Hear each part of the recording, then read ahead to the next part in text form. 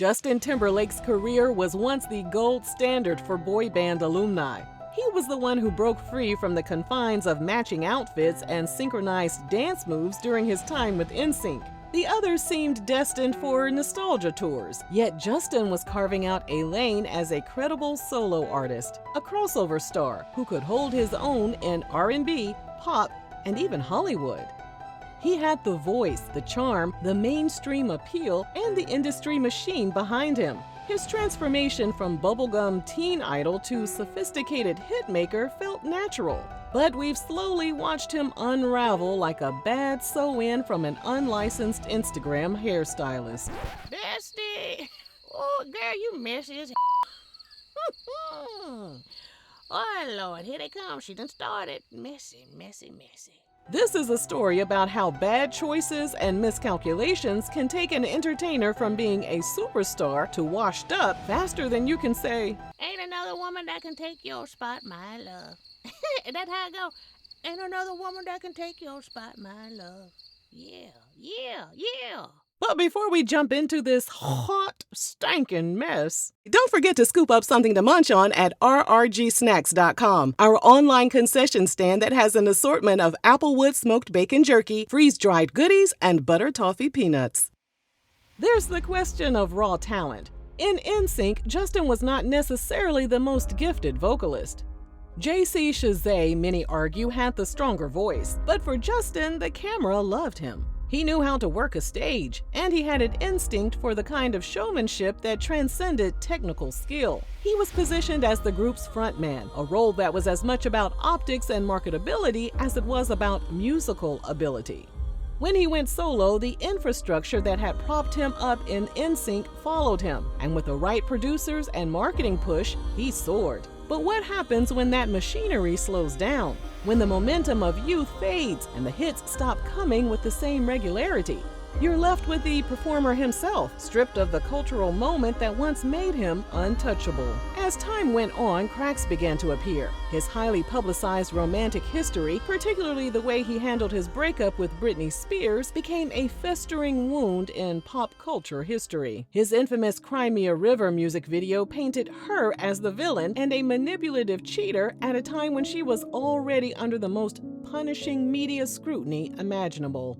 Justin reaped the benefits of the narrative, while Britney endured years of ridicule, invasive coverage, and career sabotage. The 2004 Super Bowl incident with Janet Jackson further cemented a pattern that people now see clearly. Justin benefited from the proximity to Black artistry and culture, then disappeared when accountability was needed. The wardrobe malfunction fallout destroyed Janet's radio play, blacklisted her from key industry platforms, and damaged her career for years. Justin walked away virtually unscathed and was even invited back to headline the Super Bowl again in 2018. The optics were damning, and his half apology felt too little, too late. As the 2010s rolled on, his output began to falter. Following the release of his 2002 debut solo album Justified and 2006's Future Sex Love Sounds, he took a 7-year break from releasing albums, up until he dropped 2013's The 2020 Experience. The album reached the top of the charts and was certified twice platinum. However, its bloated runtime and indulgent production showed the first signs of an artist more interested in self-satisfaction than innovation. Then came Man of the Woods in 2018, a pivot toward a vaguely Americana aesthetic that baffled fans and critics alike. It was marketed as a personal, rootsy reinvention, but it landed with a thud. The rollout felt awkward, and the singles were forgettable. Some music lovers just assumed Justin was just going back to his white roots after profiting off of Black people for so long. Sounds about white. Sounds about white. The album still went platinum, but from there, it was clear he needed to rethink the direction of his career. He took another 6 years off and decided to go back to the formula that worked best for him. He teamed back up with Timberlake, determined to recapture the magic they had created in the early 2000s. But in the end, critics were turned off by the raunchy boot-knocking lyrics. Out of 18 songs, all of them were unforgettable. Now it's time to address the elephant in the room. From the beginning, Justin's solo career was built on a foundation that was both brilliant and deeply problematic. He leaned heavily on the sounds, aesthetics, and cultural capital of black music, positioning himself as a kind of blue-eyed heir to Michael Jackson and Prince, and the industry ate it up. The beats, the vocal runs, the collaborations with Timberlake and Pharrell, it all lent him credibility in spaces that often shut white artists out. Yet, as he profited from these influences, there was always an uncomfortable truth lingering in the background. When it came time to speak up for the very culture that had given him so much, he was often silent, evasive, or quick to distance himself. For example, let's take a trip back to 2016. As actor Jesse Williams accepted the 2016 BET Humanitarian Award for his unwavering activism, he chose to use his allotted time to acknowledge Black Lives Matter organizers, as well as the individuals who, in losing their lives unjustly, served as catalysts for the movement. Among those touched by his words was Justin. He tweeted that he was inspired by Jesse's speech. But after praising Jesse, Justin's Twitter followers lashed out. One person asked, "So does this mean you're going to stop appropriating our music and culture?" Justin responded, "Oh, you sweet soul. The more you realize that we are the same, the more we can have a conversation. Bye." In other words, Justin was pretty much saying, all lives matter. The phrase Black Lives Matter was created in response to systemic racism and police violence disproportionately affecting Black people. It is not meant to suggest that only Black lives matter, but rather to affirm that Black lives matter too, in a society where they have historically been treated as if they don't.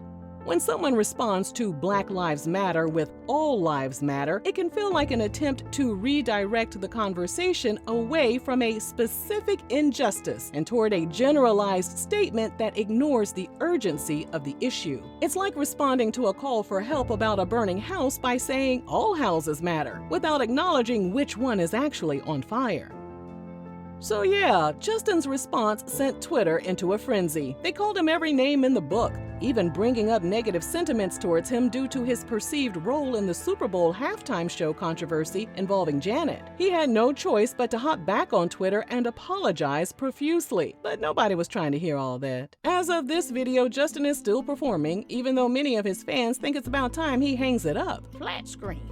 His live performances were once his strong suit. Maybe it's age. It's the liquor. I believe it's the liquor. But his crisp precision of choreography has been replaced with movements that look sluggish. This boy is up on stage looking like he needs an IV drip or a nap. Not a damn IV drip. Bestie, you a damn mess, girl. In July 2025, fans flooded social media with complaints about his performances in Romania and Ireland on his Forget Tomorrow World Tour. Mr. Justin Timberlake, an absolute disappointment.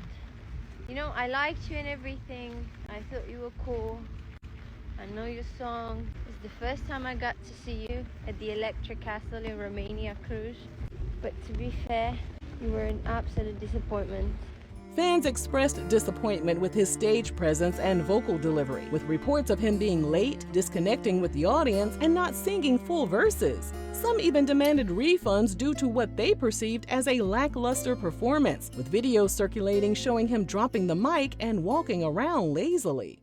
An insider told Yahoo Justin was in a rut and had lost his mojo. You don't say.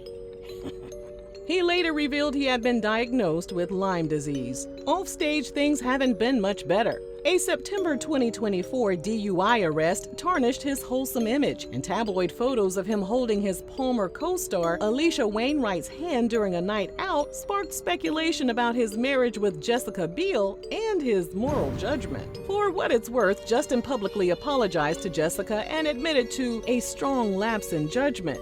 He explained that he had been drinking too much that night and emphasized that nothing romantic happened between him and Alicia. Unfortunately for Justin, his explanation wasn't enough. Psychologically, there's an element of arrested development at play. Justin has been famous since he was a child, insulated from the kind of accountability most people encounter in their formative years. The industry rewarded his ambition, validated his ego, and protected him from consequences. Over time, that kind of environment can create a distorted self-image, one in which your instincts are always right, your narrative is always the true one, and your charisma will always save you. But when the applause fades and the narrative shifts, the dissonance between that self-image and the reality in front of you can be devastating. There's also the question of identity foreclosure, a concept that refers to committing to an identity without fully exploring other possibilities. Justin committed early to the role of pop's golden boy, the charming frontman, the crossover success. It served him well for decades, but it left him ill-equipped to pivot when the culture changed. Reinvention requires humility and a willingness to let go of what worked before. For Justin, that reinvention has been halting, incomplete, and at times tone-deaf. Now, as he moves through this later chapter of his career, the image is harder to maintain. He's no longer the fresh-faced heartthrob with limitless potential. He's a middle-aged man trying to reconcile the myth of his own invincibility with a public that's no longer enchanted. For all the criticism, for all the justified anger over his past actions, there's also a sense that he's facing something he's never truly had to face before: himself. The applause is quieter, the margins for error slimmer, and the world is far less forgiving. His entitlement, opportunism, and the inability to take a hard look in the mirror are for him to contend with in private. Whether he can confront them and rebuild something authentic remains to be seen. Maybe the most interesting chapter of Justin's story won't be the rise or the fall, but whether he can live in the space between them with honesty. For now, he stands as a cautionary tale of how talent, charm, and opportunity can take you far, but without self-awareness, they can't keep you there. If you enjoyed this video, let us know down below. And thanks for watching RRG.